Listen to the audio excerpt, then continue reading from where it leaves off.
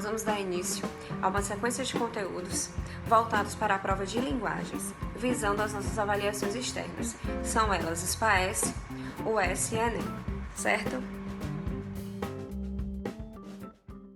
Olá, o conteúdo da aula de hoje é variação linguística. Esse conteúdo pertence à prova Linguagens, Códigos e suas tecnologias e tem muita relevância, tendo em vista que constantemente esse conteúdo aparece nas avaliações externas de SPAES, Enem e UES, ok? Vamos lá. Bom, para início de conversa, eu coloquei aí 4 conceitos para a gente refletir um pouco, tá?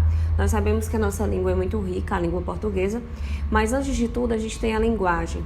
E a linguagem, por ter como características essa forma heterogênea, a gente sabe que a linguagem ela pode perpassar não só a linguagem humana, né? Também a gente pode ter a linguagem dos animais, a própria linguagem gestual, dentre outras.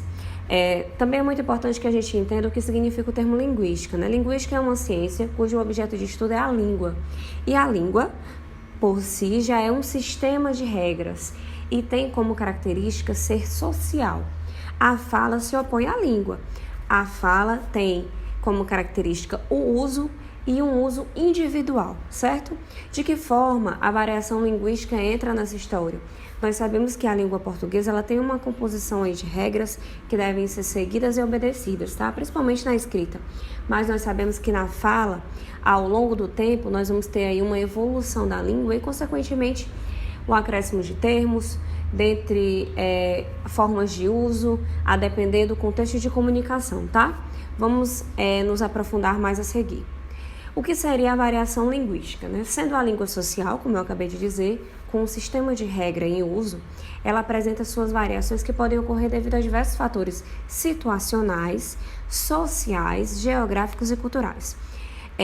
Há outros elementos que também perpassam todo esse processo, né? As gírias, os neologismos, internetês, que seria uma linguagem mais da internet, da tecnologia, e estrangeirismos, né? Que são palavras que nós trazemos de outras línguas para compor e para agregar significado à nossa. Bom, sobre os fatores situacionais, eu trouxe aqui um exemplo para que a gente possa entender melhor como se dá esse processo. A linguagem humana ela pode ser classificada dependendo da situação de comunicação. Então, nós podemos ter um uso mais coloquial, um uso mais formal, um uso técnico, um uso científico. Lembrando que essas formas, né, essas possibilidades de uso da língua, elas não são esgotáveis aí. Então, vejamos um exemplo. Bom, aqui eu tenho o uso já de uma linguagem técnico-científica, né? Eu tenho termos científicos, termos voltados para a biologia.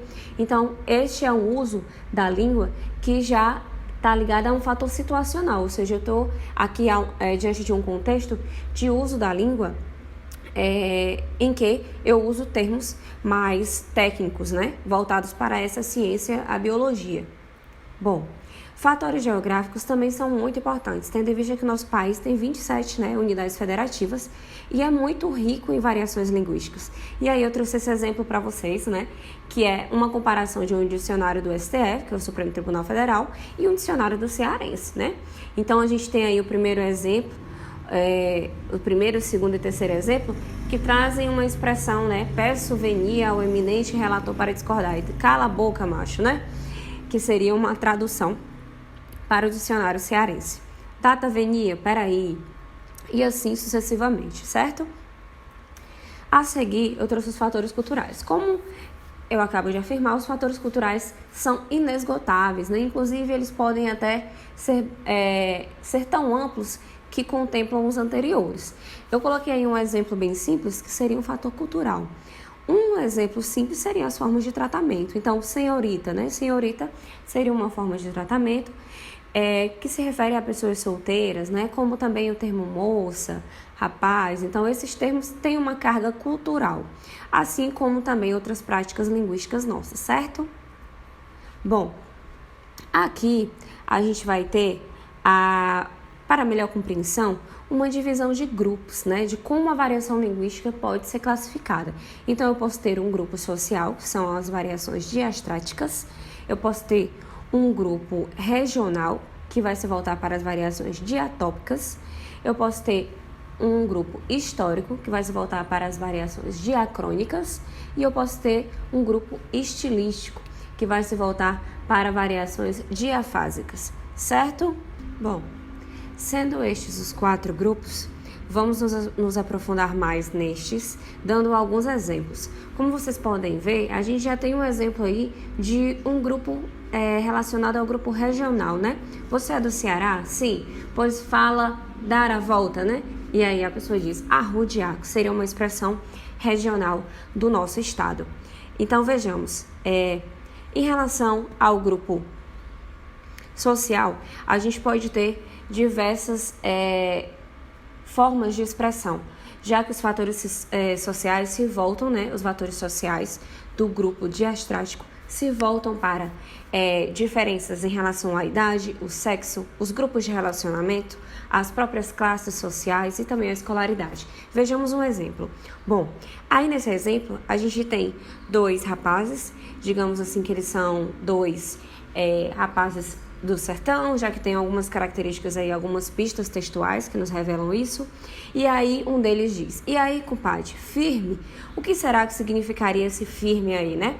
E aí o outro responde: não, futebol. Esse firme, obviamente, que ele quer dizer: e aí, cara, beleza, né? E aí, tudo em paz, tudo bem? Mas o outro, né, dada a compreensão, entende que ele está perguntando se é um filme e comenta: não, é futebol. Aí a gente vê claramente a possibilidade de uma diferença de idades ou até de grupos sociais, poderia ser também grupos de relacionamento, já que a expressão firme, que tem uma marca aí também de um R, já que se volta também para uma... Também poderia se voltar para o grupo regional, né? Já que tem a marca aí de um R forte, né?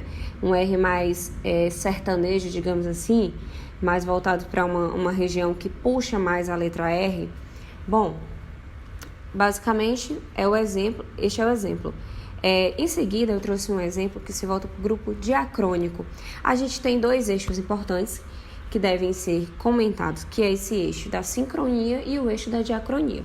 O eixo da diacronia ele vai estar ligado diretamente ao tempo. Então, ao longo do tempo, há uma evolução na língua e algumas expressões elas vão sendo reduzidas e, de certa forma, podem também ser mais facilmente comunicadas, né? Digamos, exemplo clássico. O exemplo clássico que eu trouxe, a gente pode ver que no eixo horizontal, que é o eixo da sincronia, a gente tem os termos sintáticos. Então, a gente vai ter sujeito, verbos, complementos, como também expressões adverbiais e também possíveis expressões predicativas, adjetivas. Mas vamos observar como é que há uma evolução aí. Então, eu tenho no primeiro momento, nós vamos em boa hora, vamos embora, vambora, bora e bom. Se a gente pensar mais um pouco, algumas pessoas acabam nem usando mais a expressão bó, né? Usam até uma linguagem mais gestual. Então, aqui a gente tem um exemplo clássico do grupo histórico, certo? Desse grupo diacrônico. Bom, o terceiro grupo é o grupo que vai se voltar para a estilística, né? Que são já variações diafásicas situacionais. Muito semelhante ao exemplo que a gente usou mais acima.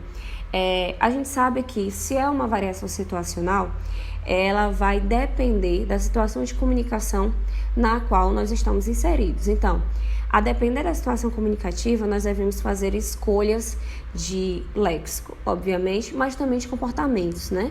E aí, eu escolhi um meme recente que foi bastante divulgado na internet, que foi esse meme aqui. Bom, por que será que esses rapazes, né, e a situação comunicativa na qual eles estavam inseridos se tornou um meme, digamos?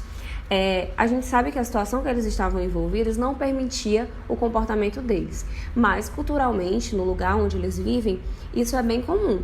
Então, a situação comunicativa deles, por não seguir uma postura cultural nossa, se tornou também um meme que foi rapidamente propagado na internet.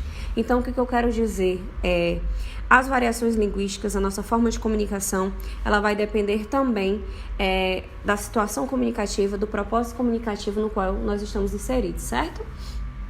E por último, o grupo regional, que é o grupo diatópico. Então, o mesmo sistema que em uso possui variações muito distintas. Então, nós temos no nosso país uma grande variedade linguística, devido a ter diversos estados com influências culturais, com colonizações diferentes. Então, de certa forma, a nossa língua, a língua portuguesa, ela é muito rica em termos de variações, de mudanças linguísticas, certo? Vejamos um exemplo.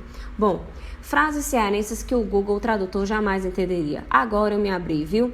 A expressão me abri vai estar ligada a agora eu ri, agora eu achei graça. Então, há umas expressões aí que são muito voltadas para o uso da língua no Ceará. Então, de certa forma, nós temos uma linguagem muito nossa, né? E, bom, com isso, eu vou encerrar a aula de hoje sobre variação linguística, que é um conteúdo inesgotável. Eu queria deixar uma dica para vocês sobre as avaliações externas, SPAES, UES e Enem. Não há uma cobrança muito voltada para identificar o grupo a qual pertence determinada variação, mas há uma preocupação de você entender em que contextos a língua é usada e de que formas ela pode variar. Então, sejam bons leitores e observadores, ok? Aqui a gente tem uma questão SPAES. O descritor 23 ele vai se voltar para identificar os níveis de linguagem e as marcas linguísticas que evidenciam o locutor e o interlocutor, certo? Essa questão ela é bem curta e ela vai se voltar, né, fazendo uma resolução mais rápida, para o significado da expressão bronca. A gente tem aí 4 alternativas, bem comum à prova do SPAES e também, né, semelhante à prova da UES.